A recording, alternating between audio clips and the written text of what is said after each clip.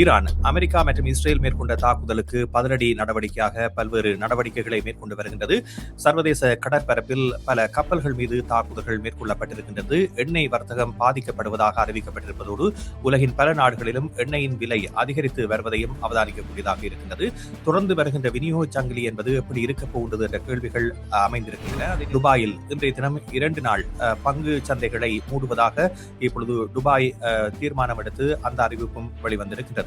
இது பொருளாதார ரீதியில் பல்வேறு சிக்கல்களை ஏற்படுத்துகின்ற பொழுதிலும் கனேடிய பிரதமர் மாகாணி அவர்கள் இந்தியாவுக்கான பயணத்தை மேற்கொண்டு பிரதமர் நரேந்திர மோடி, வெளியுறவுத்துறை அமைச்சர் ஜெய்சங்கர் ஆகியோரை சந்தித்து பல்வேறு முக்கிய கட்டங்களை அடைந்திருப்பதாக தகவல்களை வெளியிட்டிருக்கின்றார். இந்த 4 வாரங்கள், அதாவது அவர் about 4 weeks என்று கூறியிருக்கின்ற விடயம் என்பது அவரது கையில் இந்த விடயம் இல்லை என்பதன் கருத்தியலில் இருக்கின்றது. அதாவது இப்பொழுது இவர்கள் தரை நடவடிக்கை எதிலும் ஈடுபடவில்லை.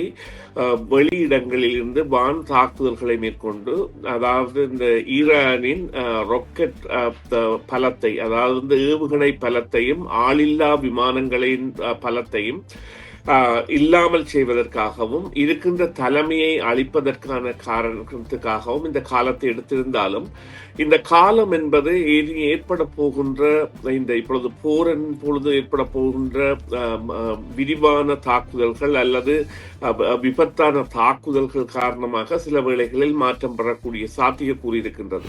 இன்று தவறுதலாக 3 அமெரிக்க ஜெட் விமானங்கள் குவைத் ஏவுகணை பாதுகாப்பு அல்லது விமான எதிர்ப்பு பாதுகாப்பு படையணியால் சுற்றி வீழ்த்தப்பட்டிருக்கின்றன.